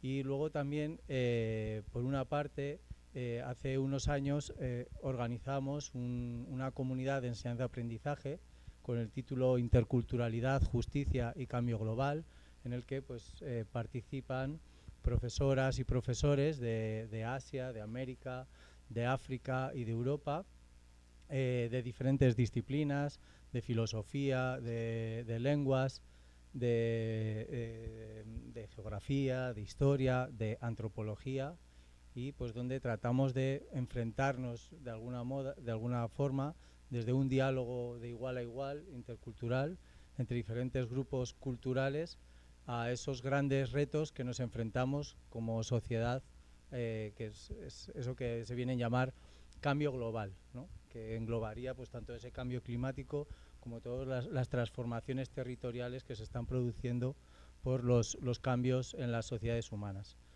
Y también participo en un grupo de trabajo que se llama Filósofas en la Historia. Es un grupo pues, que trata de hacer un poco de justicia social, epistémica también, y pues buscar en el pasado todo ese pensamiento femenino que ha sido borrado del mapa y que ha sido olvidado completamente. También en la geografía. Y de hecho en los dos proyectos nacionales españoles en los que estoy trabajando actualmente, uno es precisamente sobre las filósofas que no están en la historia, donde pues estamos trabajando en la recuperación, ¿no? De ese pensamiento medieval incluso pues olvidado, ¿no? Un pensamiento femenino, y que además era un pensamiento en muchos casos espacial. Y no ha sido tratado como tal, pues porque como era un pensamiento de mujer, pues no era un pensamiento siquiera. Y luego por otra parte, pues trabajamos en paisajes de interés cultural. En realidad, como se ha venido diciendo también, los compañeros y compañeras que venimos de la península ibérica, pues estamos viendo unas transformaciones paisajísticas enormes en las últimas décadas, una pérdida de lo que consideramos patrimonio, y también esto requiere una reflexión, ¿no? Sobre también lo que consideramos patrimonio, lo que es valioso para el colectivo y lo que no, y por qué lo que por qué esto no es patrimonio y esto sí, ¿no? También. Bueno, y ver un poco si no será quizás esa forma de vida que tenemos actualmente, que es un modelo cultural, que pensamos que es el bueno, que es un modelo científico basado en la tecnología, en la industria, en el progreso, ¿no? Son todo grandes palabras que, si no, será que ese modelo se lo ha comido todo ya, ¿no? Por no existir ese diálogo con otras culturas. Bueno, entonces, desde el punto de vista biogeográfico, ¿a qué nos hemos dedicado? Pues nos hemos dedicado a hacer estudios regionales, básicamente, en diferentes lugares del territorio del Estado español. Uno de los lugares en los que hemos trabajado es en Arribes del Duero, que es una zona justo en la frontera entre Portugal y España, donde pues hemos descubierto, bueno, pues algo que ya se sabía, porque simplemente lo único que había que hacer era ir allí y hablar con la gente y hacer luego nuestra parte, ¿no? Que es la cartografía y son los análisis, vamos a decir, más científicos y humanísticos también, ¿no? Y entonces allí vemos, por ejemplo, entre otras cosas, pues que hay una formación vegetal de Juniperus oxycedrus, subespecie Badia, que es el enebral de la miera, que tienen ahí en la imagen superior de su izquierda, ¿no? El enebro es un árbol, es un arbusto, es más bien considerado como un arbusto, y en este lugar pues encontramos árboles de enebro, incluso portes de más de 7 metros de altitud. Y aparte de que hay unas condiciones climáticas particulares en Arribes del Duero, porque es una hendidura, un cañón, una hoz, un desfiladero de más de 400 metros de profundidad. Entonces hay unas condiciones climáticas muy concretas, pero nos dimos cuenta que al final lo que realmente explicaba esa formación vegetal era el uso tradicional que se venía haciendo desde varios cientos de años atrás, con ordenanzas que regulaban estrictamente cómo se debía de usar ese nebral para que precisamente no se perdiera, para conservarlo, porque era muy importante para los pueblos por los diferentes usos que se le daba a la madera del enebral. Bueno, entonces un patrimonio cultural enorme detrás de esta formación vegetal. Otro lugar en el que hemos trabajado es en las Islas Canarias, básicamente en una de sus islas, en Fuerteventura. En este caso hemos trabajado con otras formaciones vegetales totalmente diferentes. Es vegetación de marisma, vegetación de saladar.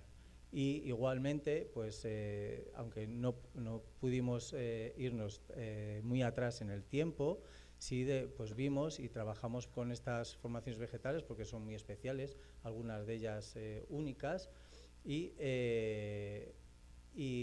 vimos el estado de deterioro que tenía precisamente por una utilización del territorio que ya se ha mencionado también aquí en unas cuantas presentaciones, relacionada con el turismo y con el urbanismo que viene detrás del turismo, ¿no? Convirtiendo estos espacios que hoy consideramos de un valor incalculable en muchos lugares, ¿no? Como son los espacios de marismas, por sus funciones, sus servicios ecosistémicos, pues hace muy pocos años no se valoraba nada. No es que no se valorara nada, sino que eran el basurero. Era el lugar donde se tiraban los escombros, donde se tiraba la basura, y hoy en día, todavía hoy en día, que son muchos de estos lugares espacios protegidos, pues la gente pasea al perro por allí, lo pisotea, acampan, van a hacer surf y pasan con sus furgonetas hippies de buen rollo allí y las aparcan encima de formaciones vegetales únicas, ¿no?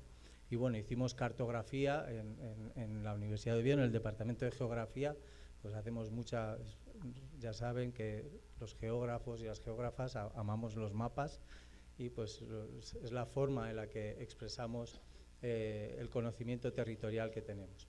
Y luego, fundamentalmente, donde hemos trabajado es en el macizo asturiano, que es donde se encuentra la universidad en la que trabajamos.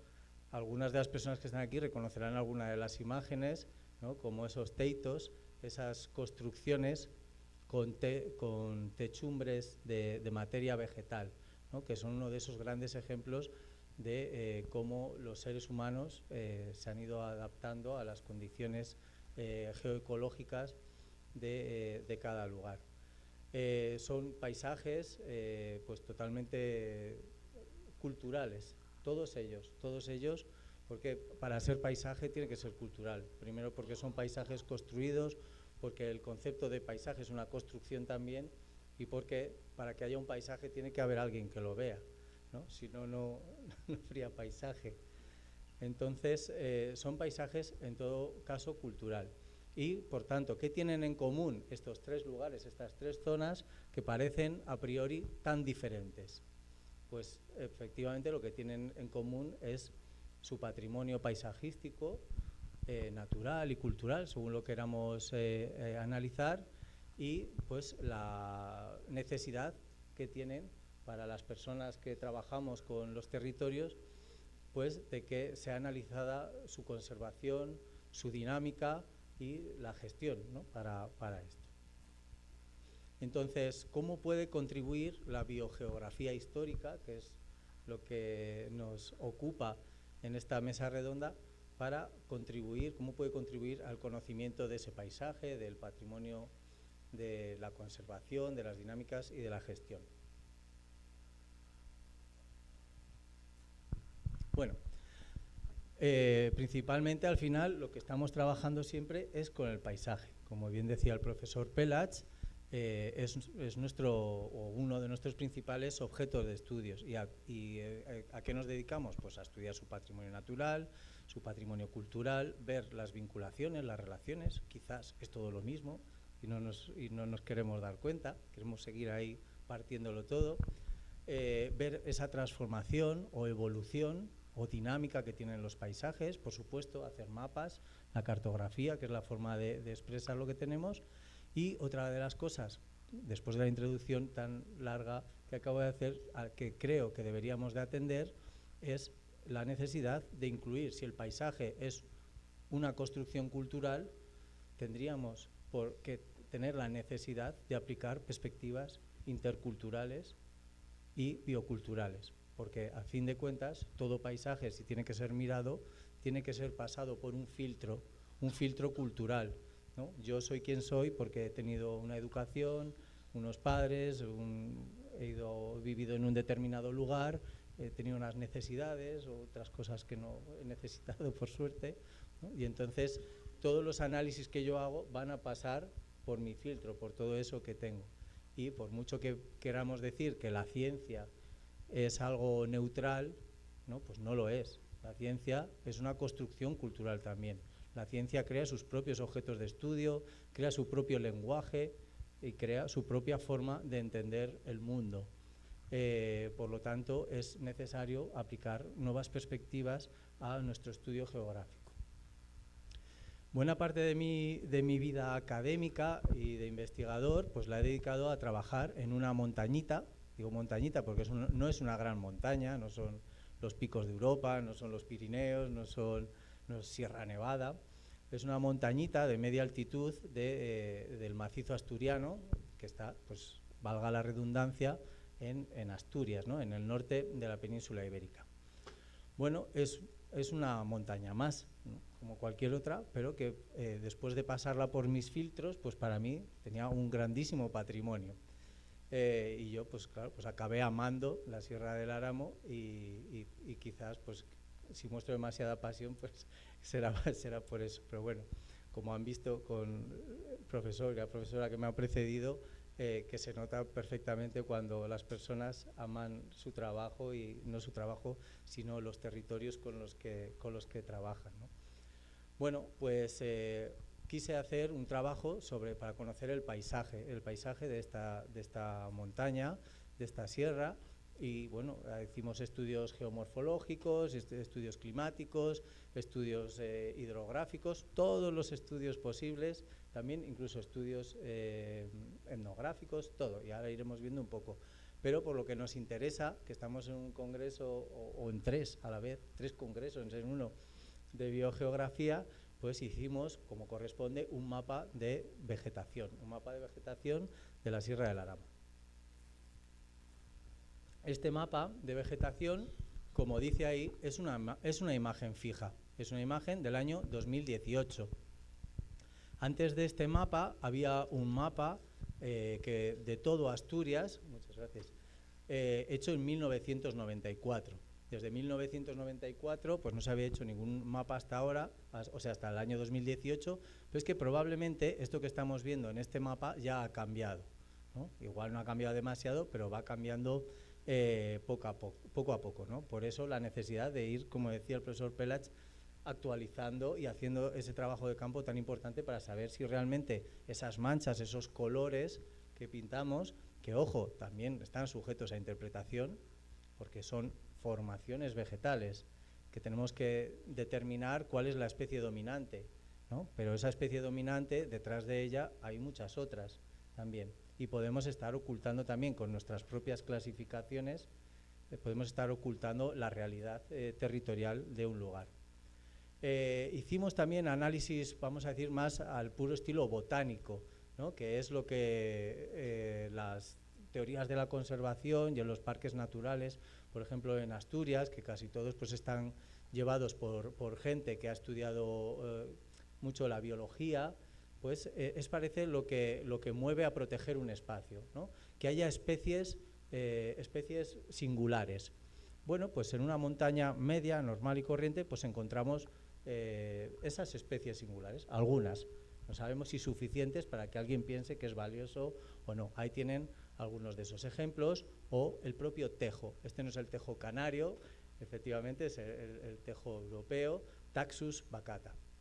Es una conífera y que en las culturas atlánticas, las culturas que vienen más o menos de los pueblos celtas, no sé si conocen a Asterix y Obelix, ¿no? Y esa lucha que tuvieron contra el Imperio Romano, que era el imperio colonizador, que venía con su lengua, el latín, con su religión, el cristianismo y todo eso, bueno, pues venía con todas sus creencias, pero al final tuvieron que poner sus iglesias al lado de los tejos, que era el símbolo sagrado, milenario, de los pueblos celtas que se reunían, ¿no? Siempre bajo el tejo. Bueno, ahí tienen un ejemplo dentro de esta área de estudio, en la montaña, en la Sierra del Aramo, que aunque ahí parezca pequeñito, les puedo decir que es bastante grande.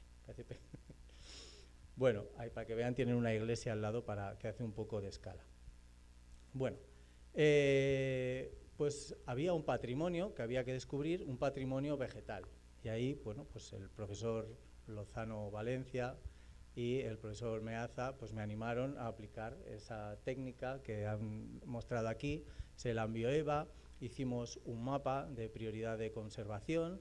Luego, además, por otro lado, en la Unión Europea tenemos una red Natura 2000 que se llama, que rige más o menos los criterios de protección y unos hábitats que son considerados de interés comunitario. Entonces hicimos unos mapas de hábitats de interés comunitario también para saber qué era lo que considerábamos que era valioso, ¿no? Según las políticas europeas, que son las que nos mandaban.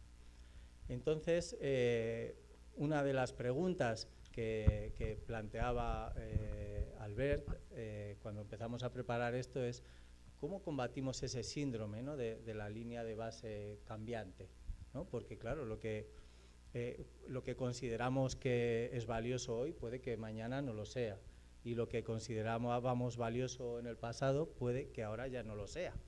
Entonces yo pienso que sea como fuere, lo que hagas o lo que yo haga requiere un posicionamiento político y un reconocimiento de los sesgos, de los preconceptos culturales, ¿no? De los sesgos culturales que tenemos, y a partir de ahí empezar a trabajar, del reconocimiento de que yo no tengo la verdad absoluta, ¿no? Y que puede ser que podamos dialogar y ver qué es realmente lo importante en un lugar, ¿no? No voy a ir yo desde la academia, ¿no? Porque soy el que sé, ¿no? Porque puede que haya muchísimas, no, seguramente haya muchas personas que saben mucho más que yo allí en el lugar que estoy trabajando. Y efectivamente, como decía el profesor Lozano Valencia en la mesa anterior, y salió ahí un debate muy interesante, efectivamente requiere un posicionamiento político. O sea, no político en el sentido de yo soy de izquierdas, yo soy de derechas, yo soy de no sé qué, sino del sentido de la polis griega, de que somos ciudadanos, ciudadanas de un mundo y tenemos que decir lo que pensamos, debatirlo y construir una polis mejor, ¿no? un mundo mejor. En ese análisis espacial de la Sierra del Aramo, pues vimos lo que se está viendo en todos los lugares de Europa, ¿no? Que el paisaje está cambiando rápidamente, tenemos herramientas, como ya mencionó el profesor Pelach, como la fotografía aérea, que hemos trabajado mucho con ella, y vemos pues básicamente cómo va, sobre todo, según va abandonándose los espacios de cultivo, los espacios ganaderos, pues cómo la sucesión vegetal avanza y va tomando nuevos espacios. Y pues hicimos gráficos en los que íbamos viendo cómo iba variando esa sucesión, o bueno, mejor dicho, la organización, ¿no? de las grandes cubiertas vegetales. Y una de las cosas que percibimos es que había una de las zonas, la parte alta de la montaña, que tenía cierta inercia histórica, ¿no? Que aguantaba, ¿no? Con un espacio de pastizal abierto. Esta es una imagen de la parte alta de la Sierra del Aramo. Ya ven que no es nada del otro mundo, es bastante pequeñita, pero claro, a nadie se le escapa que esta montaña, en su punto más alto, tiene 1.700, no llega a 1.800 metros de altitud. Y todo esto que ven está por encima de los 1.400 metros. En la cordillera cantábrica, el límite superior del bosque, la parte más alta, hasta donde puede llegar el bosque, es a los 1700, incluso en algunos sitios más, 1700. Entonces, si llega el bosque a 1700, ¿por qué en lo alto de esta montaña, que está a 1400, 1500, yo no veo el bosque por ningún lado?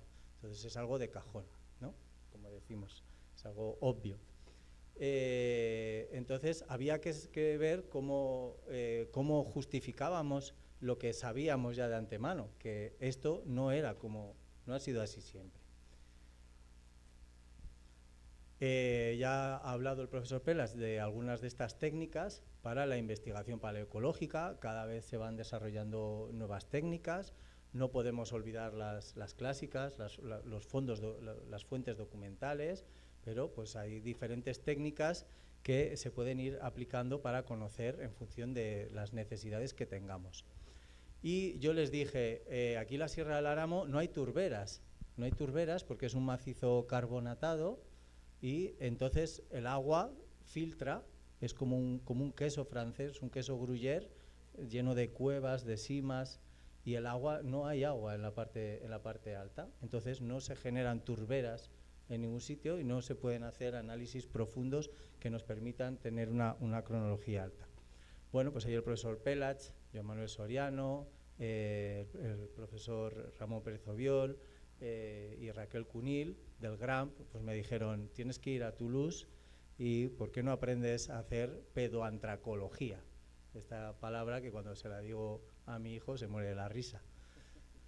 Bueno, la pedoantracología. Pues para allí que me fui a Toulouse, al laboratorio de geografía del medio ambiente, donde pues con la ayuda de Vanessa Pi, arqueóloga, de Mélanie Saulnier, ecóloga, y Jean-Paul Metelier, geógrafo, pues aprendí la técnica, y no solo eso, sino que estuve haciendo trabajos de campo con ellos en los Pirineos, también con el GRAMP, estuvimos en el Montseny, en varios lugares también, ahí pues participando en esta comunidad también de enseñanza-aprendizaje, ¿no? Y bueno, un recuerdo también para el profesor Didier Galop, que falleció el año pasado. Cuando estuve allí en el GEOT, era el director del laboratorio y pues bueno, un hombre que trabajaba mucho, quizás demasiado. Un llamamiento pues para toda esa fiebre que tenemos hoy en día con el trabajo, con publicar, con los papers y con todo eso. Hay que parar un poco y respirar y saber un poco lo que hacemos. Bueno, descanse en paz. Pues, ¿qué es esto de la pedoantracología? Pues resulta que hay incendios, ya lo hemos visto, hay incendios y, claro, todos los incendios, pues por un lado, al quemarse algo, o hay fuegos también, hay fuegos incendios, al quemarse algo, pues por un lado tenemos humo, por otro lado tenemos ceniza y otro de los residuos es el carbón vegetal. Esos carbones vegetales quedan en el suelo y nos dan una señal local, igual que los pólenes pueden tener cierto desplazamiento por el aire, ¿no?, de varios kilómetros incluso, pues los carbones quedan en el sitio. Es raro, a no ser que sean carbones sedimentarios que han sido movidos por una ladera, pero lo normal es que queden en el sitio y entonces nos dan una información muy local de una vegetación leñosa que en algún momento dado ha estado en ese lugar. La pedoantracología, pedo viene de suelo y antraco de carbón, ¿no? Entonces es el estudio de los carbones que hay en el suelo. Una técnica perfecta para hacer en este lugar. Pues efectivamente hicimos varias, además de hay que conseguir esos carbones, o sea, hay que llevarse el suelo literalmente al laboratorio, hay que buscar con una lupa allí los carbones después de tamizar, no sé qué tal, carbones hablamos milimétricos, de 2-3 milímetros, muy pequeñitos, y luego verlos al microscopio para buscar la anatomía de la madera, porque conservan la estructura celular de la especie vegetal a la que pertenecen y con una guía pues podemos conocerla. Bueno, en la imagen tienen las estructuras celulares del tejo, precisamente, de Taxus baccata, que vimos antes. Bueno, pues hay que realizar la técnica, hay que pasarlos por el microscopio, luego se pesan también todos los carboncitos. Ahí tiene una imagen para que vean el tamaño, hay que trabajar con ellos con unas pincitas y pues poco a poco pues ir sacando información de esos carbones. Bueno, pues nada, enviamos a datar algunos de esos carbones y bingo, ¿no? Pues casi todos ellos tenían la misma edad, ¿no? Que eran entre unos 3.500 años. Todos ellos eran de la edad del bronce, con lo cual nos estaba diciendo que en un momento dado, con la mejora climática holocena, las montañas van poblándose otra vez de bosques y porque todos los carbones que encontramos eran de árboles o de especies potencialmente arbóreas, Fagus, Taxus, Quercus, Salis, Bétula, y nos están diciendo pues, que en un momento dado, pues en la edad del bronce, los grupos humanos alcanzan la parte alta de las montañas y comienzan a colonizarla y a utilizarla. ¿Y cómo lo hacen? Pues como se hace muchas veces todavía hoy en muchos lugares, con el fuego, abriendo espacios con el fuego. Entonces ya teníamos la explicación a este paisaje que todo el mundo hasta ese momento había pensado que era un paisaje natural. Eran pastos de montaña, praderías de montaña, pastizales de montaña, como en las grandes montañas. Pero esto no es una gran montaña. En otro sentido sí lo es. Bueno, y efectivamente, como les decía, Taxus baccata aparecía muy representado en esto. Taxus baccata, además, les voy a decir que en los diagramas palinológicos no aparecía en ninguno. Llevamos 70 años haciendo diagramas palinológicos de Asturias y en ninguno aparece Taxus. Al parecer es porque el polen de Taxus se deteriora muy rápidamente y se pierde la señal, ¿no? Y por eso ese proyecto de Albert de calibración de pólenes que estamos esperando ahí a ver que lleguen esos resultados. Y bueno, era una información que casaba perfectamente con la información arqueológica. Teníamos en la Sierra del Aramo pues minería prehistórica, es uno de los pocos lugares del mundo donde se puede seguir la minería desde la antigüedad, desde hace 4.000 años hasta la actualidad, porque hoy en día todavía hay minería del carbón en este lugar, ya carbón mineral, no del vegetal. Y bueno, pues otros restos como restos funerarios. Entonces, ¿cómo debemos de trabajar estas cuestiones? Pues efectivamente, en equipos, con perspectivas multidisciplinares. ¿Hasta dónde tenemos que echarnos hacia atrás en el tiempo? Pues, en mi opinión, hasta donde sea necesario para explicar lo que quieres explicar y obtener las respuestas que quieres. Rápidamente, ya para terminar, en los años siguientes, a partir de 2019 y 2020, tuvimos 2 proyectos de investigación. Tratamos de hacer un transecto de las montañas más altas a las más bajas en los montes comunales, montes abiertos normalmente, pero también con especies forestales, que son de uso común, no son de propiedad privada. Y son espacios, normalmente, como les digo, que se utiliza para pastos, espacios deforestados. Bueno, tomamos esos 3 espacios, ya teníamos la Sierra del Aramo, y buscamos esos otros sitios. Bueno, el Puerto Ventana a más de 1.600 metros y la Sierra de los Faedos serían los 2 ejemplos más contrastados. Y por ponerles un ejemplo de los resultados, la Sierra de los Faedos excavamos en un sitio que se llamaba Teixeú. Ahí enlazo con la toponimia que también ha salido en varias sesiones. ¿Por qué buscamos Teixeú? Pues porque el tejo, Taxus baccata, representa cosas, es muy simbólico, y porque además teníamos todos esos resultados de la edad del bronce ahí. Bueno, pues curiosamente aquí todos los carbones de tejo que encontramos nos dieron unas fechas muy distintas, de los siglos XII a XIV. De los siglos XII a XIV. Entonces, ¿cómo explicamos esto? ¿No? De repente, ¿cómo puede aparecer aquí, en ese punto, cómo pueden aparecer ahí unos tejos? ¿De dónde han venido? ¿No? Pues bueno, no sabemos, no había nadie allí, ni tenemos documentación, fuentes documentales para saberlo. Pero bueno, pensamos que tuvo que ser alguien que dijo, vamos a plantar ahí. Y de hecho, pues probablemente el topónimo de Teixeú permanezca desde entonces, ¿no? Que se hizo eso.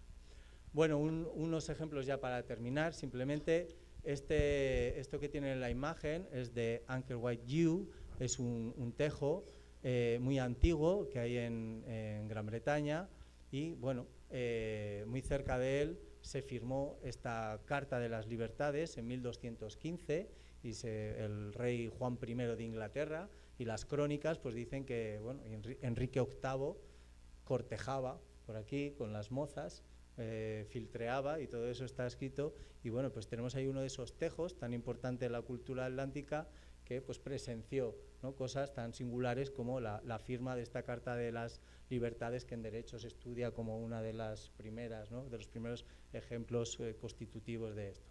Y para terminar, decirles que, como en alguna de mis intervenciones ya dije, en España, en Europa, no tenemos comunidades indígenas, pero sí existen unas comunidades campesinas que están desapareciendo, si no han desaparecido ya, que son las que crearon esos paisajes tan bonitos que cuando vamos a Asturias o a otros lugares de las montañas europeas decimos, madre, qué bonito es esto y qué maravilla, ¿no?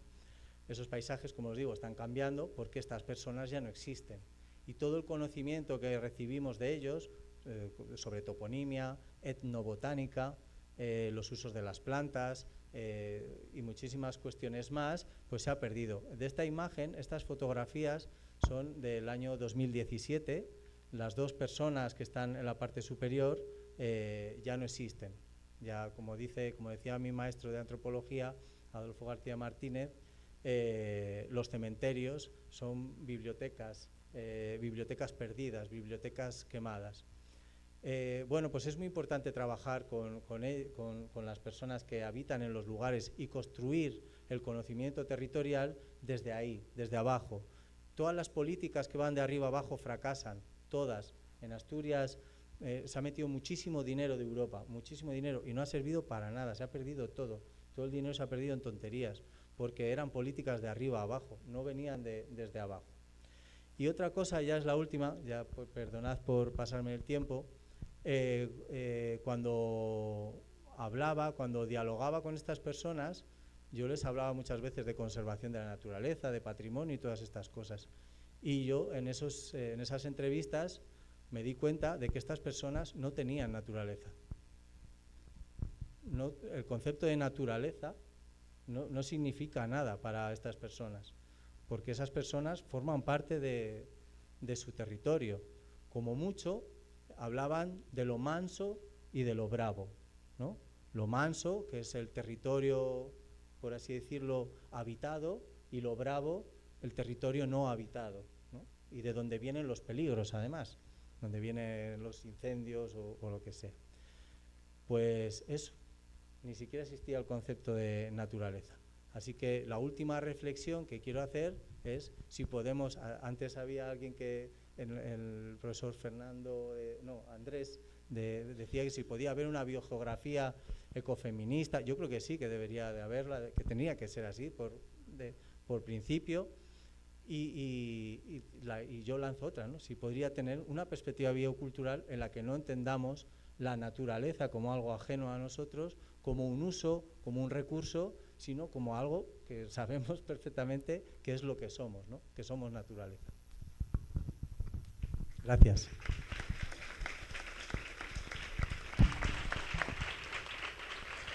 Bem, muito obrigado, professor Salvador Bergua. Foi um prazer também. O professor Salvador eu não conhecia, muito bom conhecer seu trabalho. O professor Alberto eu conhecia porque tivemos a oportunidade de estar juntos. A professora Gisele também aí da biogeografia, mas muito bom saber do seu trabalho. Muito obrigado de novo. Nós temos um tempinho para algumas perguntas, algum comentário. Alguém gostaria? Carla, sim, por favor. É para que as pessoas ouçam a sua voz ali no vídeo. Hola, muchas gracias a los tres. Tu reflexión final sale también en una película del 2022 que se llama La montaña italiana, o sea que la gente que habita la montaña tiene esta misma percepción, ¿no? Que no entiende naturaleza que casa. Bueno, pero es una reflexión que se va encontrando, ¿no? Y me ha hecho pensar en eso. Y os quería preguntar a los tres, sobre todo a ti, Albert, porque no sé, creo que estás más cerca por lo que has enseñado, pero tal vez vosotros también podéis responder sobre los modelos espaciales que utilizáis para extrapolar los cores a nivel paisajístico, porque los dibujos tan bonitos que has hecho no son inventados, ¿no? Entonces, sobre esta tecnología en concreto. Muchas gracias. Sí, lo que hacemos es, en los últimos años, uno de los proyectos que hemos tenido ha servido para calibrar precisamente la señal polínica, ¿no? Ver cómo los pólenes vuelan y ver cómo las plantas avanzan, a qué velocidad corren, ¿no? Los árboles avanzan. De todos los pólenes que trabajamos en la península ibérica, en Pirineo, el mayor es el de Abies alba. Por ejemplo, a 100 metros de un abetal tú no encuentras polen de abies, ¿no? Por lo tanto, cuando en un diagrama polénico encuentras porcentajes por encima del 5%, sabes seguro que había abetos en el mismo valle. A la hora de extrapolarlo a nivel de pisos es una interpretación, pero como tenemos diagramas a distintas altitudes y vemos cómo va polinizando cada uno de los lugares, pues es una manera de calibrarlo. Otra forma de calibración que hemos trabajado con Salvador y otra gente de la Universidad de Cantabria es a través de los musgos. Los musgos actuales son excelentes captadores del polen que ha caído allí los últimos 5 o 10 años. A partir de construir transectos entre el nivel del mar y zonas altas, tú ves cómo el polen viaja y puedes extrapolar mejor, en función de su porcentaje, cómo se está repartiendo. Por lo tanto, lo que hacemos es eso, aplicar el principio de actualismo, ¿no? Ver cómo el polen actual viaja, ver cómo se distribuye y en qué zona se acumula más o menos y decidir cómo pintamos luego los paisajes. De hecho, es obligatorio calibrar la señal polínica actual siempre para tener referentes que permitan interpretar los diagramas en el pasado. Sí, claro, las especies, aplicamos el principio de actualismo, entendemos que las especies que son calcíficas o que son silícolas en la actualidad también lo eran en el pasado y a partir de ahí pues construimos esos dibujos. ¿Sí? Alguém mais gostaria de fazer alguma pergunta, comentário? Sim? Não? Certo, eu vou, assim, quero fazer alguns comentários muito rápidos para a gente poder fechar e também passar para o nosso sorteio daqui a pouquinho, a respeito, né, do que a gente viu em comum dentro da mesa hoje, da fala dos nossos 3 colegas aqui, né? Primeiro que eu acho importante o espaço, né, a mesa e a biogeografia histórica estar aí, né, com um espaço bacana de uma mesa super interessante dentro de um evento de biogeografia. Isso por si só acho que já é super interessante, né? Acho que algumas coisas, se vocês observaram, foram em comum para as 3 falas, né? Todo mundo, né, os 3 colegas que falaram hoje, eles se remeteram muito à questão da paisagem, né? Então a gente vê a importância da paisagem, do conceito de paisagem para a gente dentro da geografia, né? O professor Albert traz lá Bertrand, que a gente também lê, todo mundo que fez graduação, pelo menos em geografia no Brasil, leu o artigo do Bertrand seguramente. E aí o professor traz, e claro, Bertrand ele puxa muito dentro dessa paisagem a questão da presença do homem. Então, os 3 colegas que apresentaram hoje falaram, né, da importância da gente pensar essa biogeografia histórica, a gente pensar a ocupação desses territórios, pensar nessa reconstituição, né, passada, mas sempre tendo esse viés também, né, é uma forma de encararmos isso, pensando como essa presença humana se deu, né, e como ela interferiu nessa paisagem que a gente conhece. Então, essas provocações são muito interessantes, né, no sentido de vermos, então o que nós estamos pensando em reconstituir talvez não seja uma formação original, nós estamos falando de algo que já, né, como vocês disseram, já vem avançando ao longo desse período. Uma outra coisa, um terceiro ponto que também foi falado por todos eles e é muito interessante para a gente, porque vemos muito dentro da biogeografia, é a necessidade de pensarmos e extrapolarmos para outras áreas, né? Nós não conseguimos, é a questão das perguntas, né? Não conseguimos responder tudo na geografia somente, né? Ou somente na biologia, ou enfim, nas áreas, né? Nós precisamos, de fato, hoje nós falamos de clima, nós falamos de solo, nós falamos de arqueologia, as parcerias com a arqueologia, que são super importantes hoje. Nós precisamos entender de botânica, quando a gente pensa em biogeografia histórica, fisiologia das plantas. Então, nós temos uma série de conhecimentos que precisam ser agregados para a gente poder, de fato, avançar e pensar em biogeografia histórica. retroceder até onde, né? O professor Albert falava ontem, a gente precisa, né, em biogeografia histórica, sempre se retrocede até onde se pode, né, o máximo possível, para a gente conseguir pensar no passado, né, e como tudo isso aconteceu ao longo do tempo, para entender, claro, por exemplo, essa questão do sinal humano, né, da ocupação humana. Dentro da biogeografia histórica, claro, vamos ter não somente uma ideia da questão, por exemplo, dessa abordagem de ocupação humana, mas também podemos ter outras abordagens. Essa é uma. Então, dentro de a própria biogeografia histórica, ela tem um mundo de opções e um mundo de abordagens diferentes que a gente pode fazer. Vejam como cada um dos membros que aqui, né, cada um dos colegas que falaram hoje, trouxeram a sua abordagem e cada um tem uma abordagem distinta, né? Cada um tem a sua característica própria, a sua pergunta. Então, isso foi muito interessante também, né? E aí, claro, é uma coisa que aí particularmente eu penso, eu trabalho com fitólitos, a gente não falou de fitólitos, mas é nessa linha da reconstituição, é uma outra forma, outra técnica, uma outra abordagem, é a gente pensar que a biogeografia histórica, a gente tem um papel interessante, eu acho, no cenário atual que a gente se insere, que é a gente conseguir compreender o que se passou no passado, né? Compreender como essas vegetações elas responderam às mudanças do clima passadas, né? Com a presença humana ou, enfim, mais atrás, mas é a gente pensar isso e tentar transportar isso para frente, né? É a gente começar a pensar nesses resultados que a gente produz e pensar como isso vai se comportar de agora para frente, né? Claro, nós estamos passando por um cenário de mudanças climáticas muito mais rápidas, mas como talvez dentro de uma análise, né, em termos de biogeografia histórica, como a gente consegue talvez colaborar com os estudos da mudança climática atual? O que vai acontecer com a vegetação daqui para frente? A gente não sabe, mas é uma possibilidade de pensarmos nisso. E, de novo, agradecer muito aos 3 colegas que estiveram com a gente, né, falar que é um prazer, enquanto também da comissão organizadora, receber vocês, né, de diferentes regiões, diferentes países, e, claro, a todos vocês também. Vamos passar, então, para o sorteio, para a gente poder encerrar por hoje. Hoje a gente vai conseguiremos encerrar pontualmente. Cadê o meu colega da monitoria? Meu colega monitor com a lista de presença? Cadê o meu apoio?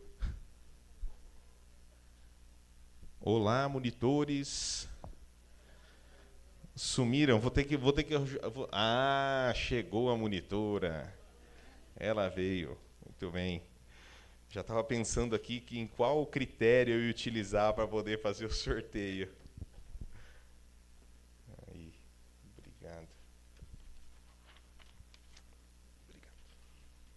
Bem, vamos lá. Nós temos aqui 4 títulos. Muito bem. Nós temos 80 pessoas. Acho que é um número, né? O percentual é alto de chance de ganhar um livro. Vamos começar por um livro de biogeografia, Caminhos Biogeográficos do Brasil, né? Que é organizado pela professora Karine Bueno Vargas. Gisele, um número de 1 a 80. 7, baixinho. Ah, Lujan. É sim, Lujan. De Argentina. Sim. Muito bem, parabéns, muito obrigado. Vamos agora para um livro organizado pela professora Sueli Ângelo Furlan, nossa coordenadora, professor Salvador, Dr. Salvador, 1,80. 1? Deus. Evânia de Paula Muniz? Não. Ih, Evânia, outro. Ah, 1,2? Se mira que... Ednair Nascimento. Ednair, eu falei com ela hoje cedo. Onde está Ednair? Foi embora. Oh, meu Deus. Está com filho. Deve ter saído. É 13? Sim, vamos. Larissa Matos Pires. Aí, Larissa, muito bem. Vamos para mais um aqui. Mais um da professora Sueli Ângelo Furlan. Albert, 1,80. 72. Vejam que a gente sai do início da lista e vai para o fim da lista, assim, instantaneamente. 72. Ah, Maena Maria Eugênia Arocena, sim. Um da Sueli. Né? Muito bem. E o último da tarde, antes de encerrarmos, um dos colegas, 1 a 80. Gisele, é você. 80? Sou eu! Ele estava aí, vale. Vamos. Pessoal, muito obrigado. Nos vemos amanhã, 9 horas da manhã. Obrigado mesmo, bom descanso para vocês.